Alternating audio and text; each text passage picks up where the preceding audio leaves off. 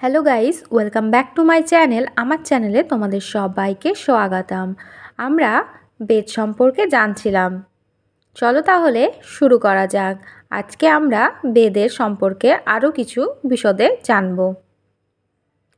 বেদেরই একটি শাখা ঋক্ প্রাতিশাখ্য। আচার্য শৌনক ঋগ্বেদের প্রাতিশাখ্য রচনা করেছিলেন। কে রচনা করেছিলেন ঋগ্বেদ প্রাতিশাখ্য? আচার্য শৌনক ঋষি। এটিকে ঋক্ প্রাতিশাখ্যও বলা হয়। ঋক্ প্রাতিশাখ্যের একটি সারাংশও রচিত হয়েছিল। এটি কী নামে পরিচিত বলতো? উপলেখ নামে পরিচিত ছিল। মন্ত্রের অঙ্গ। মন্ত্র হল অলৌকিক শক্তিসম্পন্ন ও গূঢ়ার্থ ব্যঞ্জক। মন্ত্রের অঙ্গ তিনটি। ঋষি, যার কাছে মন্ত্রটি প্রকাশিত হয়। ছন্দ, প্রকাশকালে দৃষ্টমন্ত্র যে ধরনের পদ্যকে আশ্রয় করে। দেবতা, যাকে লক্ষ্য করে মন্ত্র উচ্চারিত হয় অর্থাৎ মন্ত্রপাঠ করা হয়। উপবেদ ঋক্, সাম, যজু ও অথর্ব এই চারটি বেদ থেকে জাত বা সৃষ্ট এবং বেদের সমান মর্যাদাপ্রাপ্ত ও গঠিত চারটি বিষয়কেই উপবেদ বলা হয়। চারটি উপবেদ হল ঋগ্বেদ, আয়ুর্বেদ, যজুর্বেদের ধনুর্বেদ আর সামবেদের হল গান্ধর্ববেদ এবং অথর্ববেদের হচ্ছে অর্থশাস্ত্র। বেদব্যাসকৃত বেদবিভাগ। বেদব্যাস বেদকে ঋক্, সাম, যজু ও অথর্ব এই চারটি ভাগে ভাগ করেছিলেন। তার চারটি শিষ্যকে দান করেন। চারটি বেদ। পৈল ঋগ্বেদ লাভ করেন জৈমিনী, জৈমিনী লাভ করেন সামবেদ, যজুর্বেদ লাভ করেন বৈশম্পায়ন এবং অথর্ববেদ লাভ করেন সুমন্ত।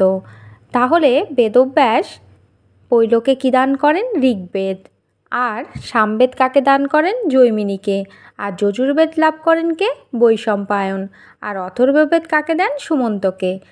ধনী রাজন্যবর্গের যজ্ঞে ঋত্বিকদের কার্য সম্পন্ন করে ঋষিরা প্রচুর দক্ষিণা পেতেন। ধনী যজমানের দাক্ষিণ্যে তুষ্ট ঋষিগণ সেই সব দানের প্রশংসা করতেন এবং দাতারাও প্রশংসা করতেন।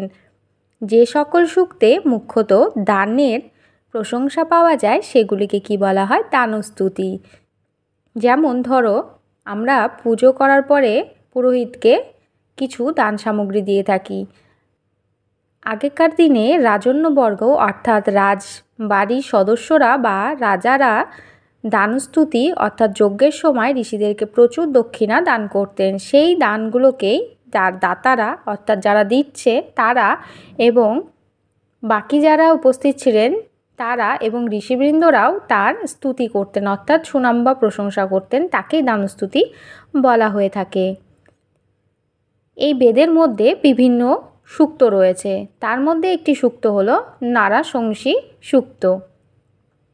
ধনী রাজন্যবর্গের যজ্ঞে ঋত্বিকদের কর্তব্য সম্পাদনের জন্য ঋষিরা প্রভূত দক্ষিণা লাভ করতেন।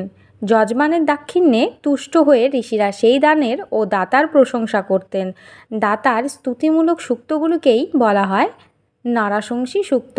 অর্থাৎ যে দান সামগ্রীগুলো হতো সেই দান সামগ্রীর পরিপ্রেক্ষিতে যে স্তুতিবাক্য পাঠ করা হতো সেগুলোকেই বলা হয় নারাশংসী সূক্ত। যাগ ও হোমের পার্থক্য।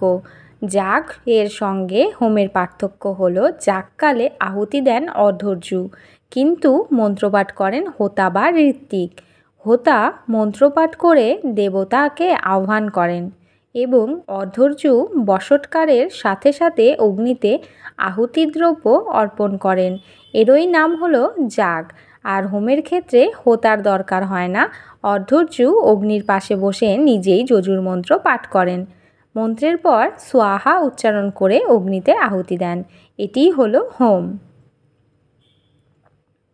বৈদিক ও লৌকিক সংস্কৃতের স্বরের বৈশিষ্ট্য রয়েছে। সেগুলি হলো বেদে 3 প্রকার স্বরের প্রভাব আছে। 1 নাম্বার উদাত্ত স্বর, 2 নাম্বার অনুদাত্ত স্বর এবং 3 নাম্বার স্বরিত স্বর। এবং স্বরের সাহায্যে শব্দের বা পদের অর্থ নির্ণয় করা হয়ে থাকে। কিন্তু লৌকিক সংস্কৃতে এই প্রকার স্বরবিভাজন কিন্তু দেখা যায় না, যেটা বৈদিকে দেখা যায়। সেখানে স্বরের কোনোই ভূমিকা নেই বৈদিক সংস্কৃতে। বৈদিক ও লৌকিক সংস্কৃতের উপসর্গের ভূমিকা রয়েছে। বৈদিক সংস্কৃতে ক্রিয়াপদের পূর্বে বা পরে অথবা ক্রিয়াপদ থেকে বিচ্ছিন্নভাবে উপসর্গ ব্যবহৃত হতে দেখা যায়, কিন্তু লৌকিক সংস্কৃতে উপসর্গগুলি কিন্তু ক্রিয়ার পূর্বে প্রযুক্ত হয়। মহাসূক্ত 10-এর বেশি ঋক থাকে যে সূক্তে তাকে মহাসূক্ত বলা হয়। বৈদিক ও লৌকিক সংস্কৃতের ছন্দের পার্থক্য। বেদে প্রধানত কয়টি ছন্দ রয়েছে? 7টি। গায়ত্রী, উষ্ণিক, অনুষ্টুপ, বৃহতি, পংক্তি, ত্রিষ্টুপ এবং জগতি। এই সম্পর্কে আমরা নেক্সট ভিডিওতে আলোচনা করব। আজকের ভিডিওটি এ পর্যন্তই। যদি ভালো লেগে থাকে লাইক, কমেন্ট ও শেয়ার করতে ভুলো না। Bye guys.